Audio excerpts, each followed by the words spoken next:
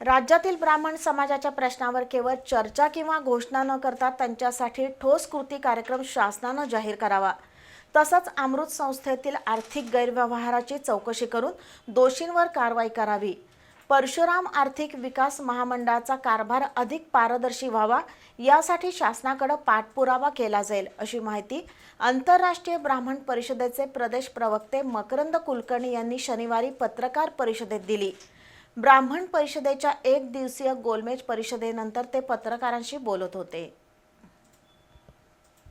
राज्यातील ब्राह्मण समाजाच्या सद्यस्थितीवर चर्चा करण्याच्या उद्देशानं शनिवारी कोल्हापुरात तिसरी आंतरराष्ट्रीय ब्राह्मण गोलमेज परिषद झाली.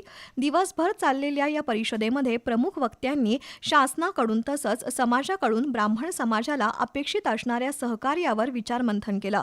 यामध्ये पगारी पुजाऱ्यांची नियुक्ती यासह विविध मुद्दे पुढे आले. परिषदेनंतर प्रदेश प्रवक्ते मकरंद कुलकर्णी यांनी पत्रकारांशी संवाद साधला.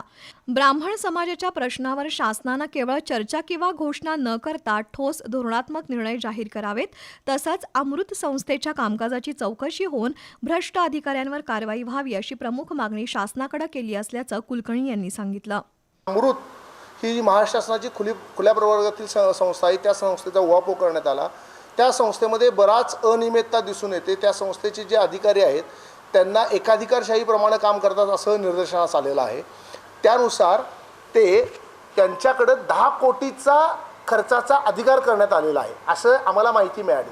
त्याचे पेपर आमच्याकडे आहेत शासनाकडचे आणि तो अधिकारच बेकायदेशीर आहे. त्यासाठी त्यांनी त्या विभागाचे म्हणजे ओबीसी डिपार्टमेंटची मिनिस्टरची मुख्यमंत्री कार्यालय या कुणाचीच मान्यता घेण्यात आलेली नाही. ब्राह्मण समाजाच्या उन्नतीसाठी परशुराम आर्थिक विकास महामंडळाची स्थापना केली आहे. या महामंडळाच्या कामकाजाचे दृश्य परिणाम कुठेही दिसत नाहीत. ब्राह्मण समाजाच्या विविध प्रश्नांवर कायदेशीर मदत करण्यासाठी राज्यव्यापी कृती समिती स्थापन करून ठोस कृती आराखडा तयार करण्यात येणार आहे. ब्राह्मण समाजाबरोबर नेहमीच संवाद व्हावा यासाठी राज्यस्तरीय संवाद आणि समन्वय समिती स्थापन केली जावी अशी अपेक्षाही मकरंद कुलकर्णी यांनी व्यक्त केली. यावेळी निखिल लातूरकर, मंदार जोशी, सुरेश मुळे, मिलिंद संपगावकर, संजय सुपेकर कुलकर्णी, प्रदीप अष्टेकर, गणेश देशपांडे, राजेंद्र पोद्दार, गणेश लंके उपस्थित होते.